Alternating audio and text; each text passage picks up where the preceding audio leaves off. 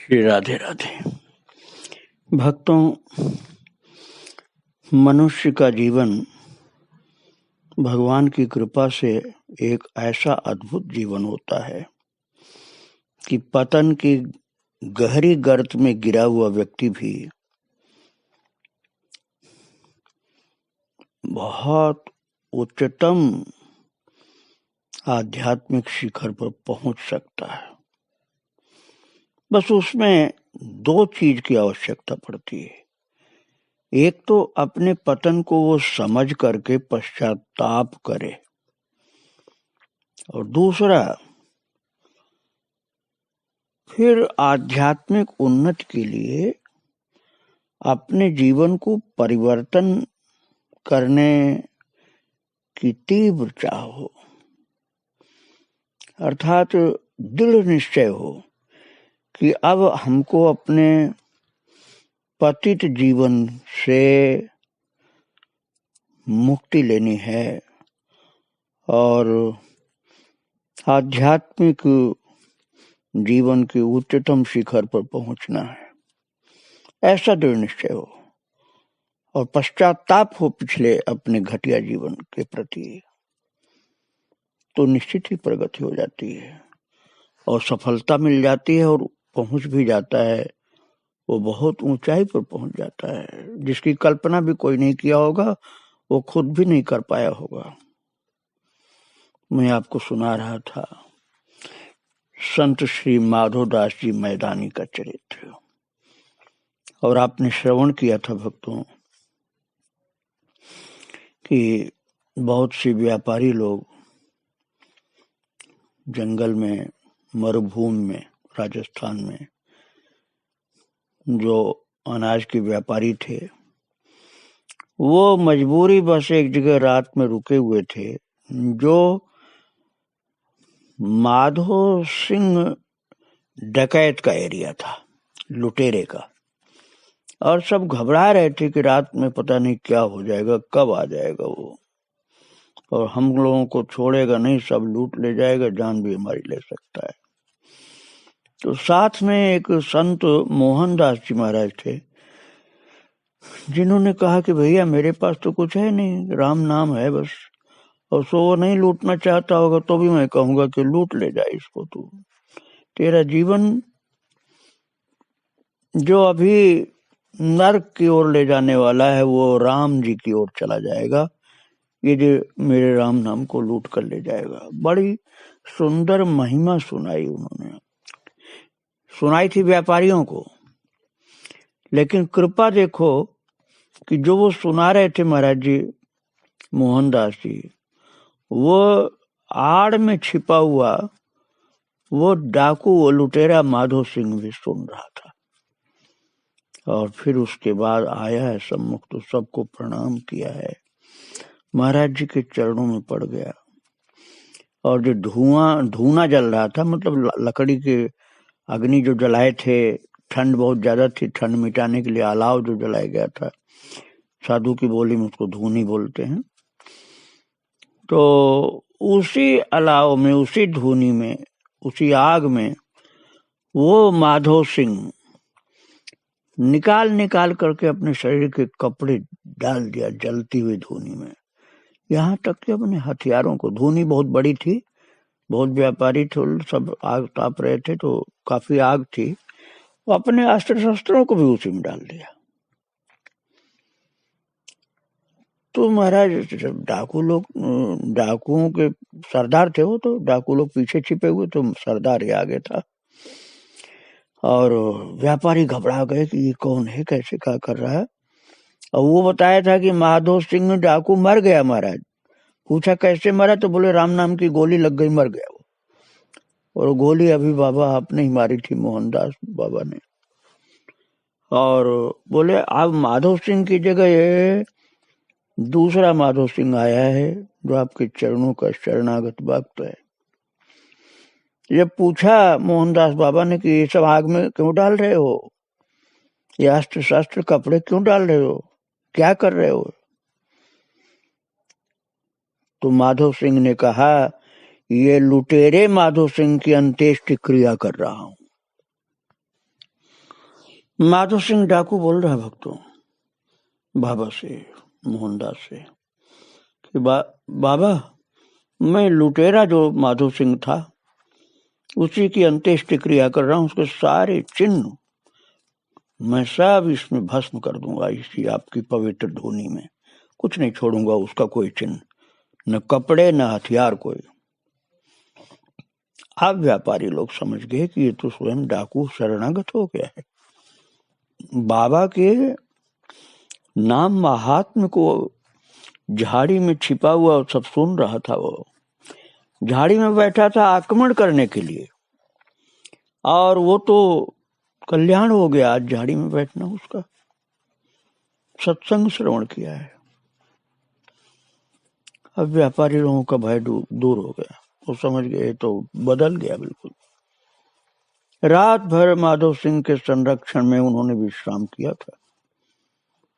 प्रातः होते ही वहां से प्रस्थान किया व्यापारियों ने, और मोहनदास जी ने माधव सिंह को महाराज कहा कि अब क्या चाहते हो बेटा, बोलो, तुम अब डाकू नहीं हो तो अब क्या चाहते हो बोलो। बोले महाराज जी, अब मेरा जीवन एकदम नया हो गया है, अब मेरा वो जीवन खत्म हो गया, वो तो माधव सिंह डाकू तो मर गया, अब आपका सेवक है माधव सिंह, आप इस सेवक पर कृपा दृष्टि डालिए, आपने उपदेश किया कुछ और जरूरी उपदेश भी करिए और मेरी दीक्षा कर दीजिए। महाराज मोहनदास बाबा ने उसकी दीक्षा कर दी, उपदेश भी दिया, उसके बाद बाबा प्रस्थान किए। यात्री सब चले गए, पर माधव सिंह राम नाम का जप करते हुए धूनी के सामने बैठे रह गए। वही माधव सिंह जो डकैत था, अब डकैत नहीं है, अब वो भक्त है। वहीं बाबा की धूनी के सामने बैठा रह गया वो, जंगल में, एकदम बियाबान जंगल, निर्जन स्थान, मरुभूमि थी, वन नहीं था, मरुभूमि थी। वहीं बैठे रह गए माधव सिंह। वे अपने साथियों को जंगल में छोड़कर आए थे, उनसे कहा आए थे मैं यात्रियों को जंगल में छोड़ करके देख करके आऊंगा। जंगल में छोड़ दिया अपने साथियों को और कह दिया मैं यात्रियों को जंगल में देखने जा रहा हूँ, भेद लेने जा रहा हूँ कि यात्री कैसे हैं, मालदार हैं या नहीं है, कहाँ के हैं, ये सब पता करने जा रहा हूँ, तुम लोग मेरी प्रतीक्षा करना। अपने डकैत साथियों को कहा था तुम लोग मेरा इंतजार करना। साथी रात भर प्रतीक्षा करते रहे और सवेरा होते ही उन्हें खोजते हुए इधर डकैतों का जो सरदार था ना ये माधव सिंह, तो जो डकैत थे उनके साथी वो सब ढूंढते ढूंढते आए महाराज, और धूनी के सामने बैठे हो तो राम नाम जप कर रहे हैं, और उन्हें इस प्रकार की मुद्रा में देख कर, लिंगोटी लगाए बैठे देख करके, सब हथियार और कपड़े सब आग में जला दिया था, ये देखकर सब आश्चर्य में डूब गए, चकित सब कि क्या हो गया सरदार जी को। पूछा सरदार जी क्या कर रहे हो, आप तो हम डकैतों के सरदार हैं। तो जो सरदार जी इसको कर रहे थे माधव सिंह को, वो बोले कि मैं वही कर रहा हूं जो अपना कल्याण चाहने वाले एक मनुष्य को करना चाहिए, मैंने सारी उम्र लूट पाट करने में बिता दी, अब मैं भगवान का भजन छोड़ करके और कुछ नहीं करूंगा। और हे मेरे मित्रों, ये जो तुम मुझे अपना मित्र समझते हो, तो मैं तुम्हारा डकैत मित्र तो नहीं हूं, लेकिन तुम्हारा कल्याण अब भी चाहता हूं, और तुम्हारे कल्याण की बात यह है कि तुम भी यही करो, तुमसे भी मैं यही कहूंगा कि तुम भी भगवान का भजन करो, और यदि तुम ये नहीं कर सकते हो तो इस क्षेत्र को, इस एरिया को छोड़ करके कहीं दूर चले जाओ और मुझे निर्विघ्न भगवान का भजन करने दो, अब मैं तुम्हारा डाकू सरदार नहीं हूं, अब मैं बाबा मोहनदास का शिष्य हूं, और मैं माधो सिंह नहीं, अब माधो दास हूं मैं। माधो सिंह तो मर गया, वो डकैतों का सरदार माधो सिंह तो मर गया, और मैं माधो दास हूं। साथी डकैत जो थे वो सब चले गए, और माधो दास खुले मैदान में उसी धूनी के सामने बैठे रहे। महाराज आप लोग देखिए कैसा दृढ़ निश्चय था कि वो डाकुओं को सरदार अब सच्चा संत हो करके उस बाबा की गुरुदेव की धुनी से हटा नहीं, और 12 वर्ष तक लगातार भगवान का भजन करता हुआ तप करता रहा वो, और उस मैदान में ही बैठा रहा। इसलिए उनका नाम हो गया माधोदास जी मैदानी। जो डकैतों का सरदार था माधो सिंह, अब माधोदास मैदानी। उसी मैदान में वो रह गए गुरुदेव की धुनी के पास। 12 वर्ष तक नहीं हटे इधर उधर कहीं भी, और 12 वर्ष तक उस स्थान पर तपस्या करते करते करते करते माधोदास सिद्ध हो गए महाराज। तब प्रभु की प्रेरणा से उस जगह को छोड़ करके, जब भगवान की आज्ञा मिली उनको, बीकानेर से 7 कोस दूर कोड़ मधेसर चले गए। और कोड़ मधेसर में जोधासर नाम का एक विशाल तालाब है,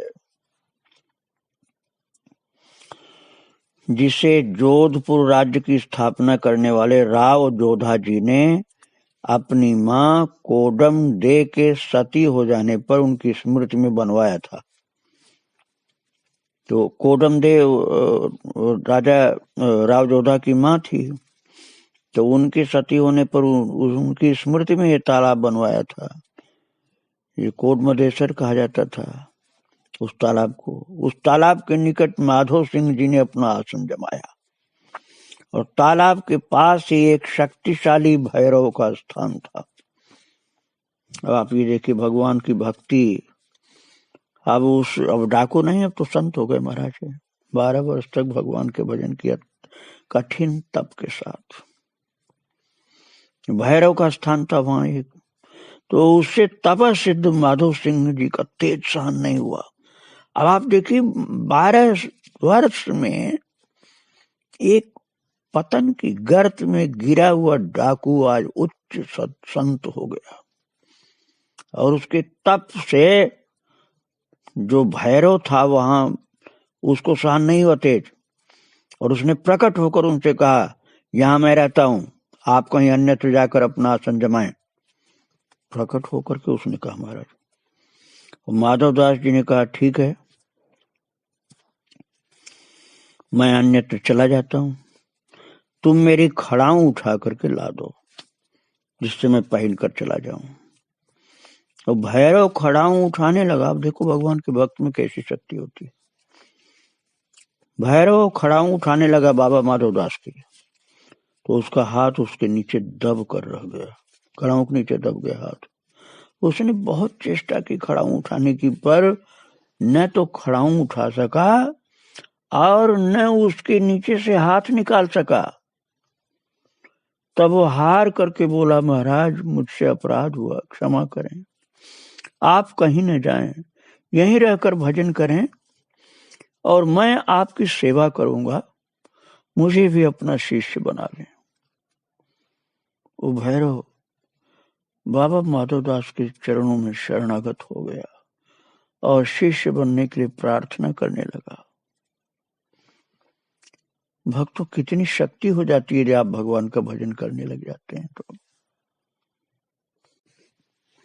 माधवदास बाबा ने देखा कि ये तो अब सच्चा शरणागत हो गया है भैरव, तो उन्होंने वैष्णवी दीक्षा प्रदान कर दिया उसको और शिष्य बना लिया। नाम रखा खेमदास, और खेमदास सदा माधवदास की सेवा में तत्पर रहता। एक बार तालाब पर साधुओं की बहुत बड़ी जमात आकर ठहरी। जमात मतलब संतों की टोली। तो माधवदास की इच्छा हुई उनकी सेवा करने की। कि ये संत इतने आए हैं तो आज सेवा का अवसर मिला, सेवा करें। माधवदास के मन में आई बात, तो उन्होंने खेमदास से कहा, खेमदास इन साधुओं के लिए प्रसाद की व्यवस्था करो। अब आप भैरव समझिए, मनुष्य नहीं होते हैं, एक अलग प्रकार की आत्मा होती है, मनुष्य के शरीर की नहीं होती वो। तो खेमदास उसका शिष्य, भैरव का नाम रखा था बाबा ने शिष्य बना के। तो संतों की सेवा के लिए बाबा माधवदास ने कहा, खेमदास, भैरव का नाम खेमदास रखा था, बोले खेमदास इन साधुओं की सेवा के लिए प्रसाद की व्यवस्था करो। और खेमदास उसी समय मुल्तान गया, क्योंकि उसके अंदर बहुत भारी शक्ति होती है महाराज भैरव के अंदर। उसी समय मुल्तान गया, जहां एक बड़े सेठ के घर विवाहोत्सव हो रहा था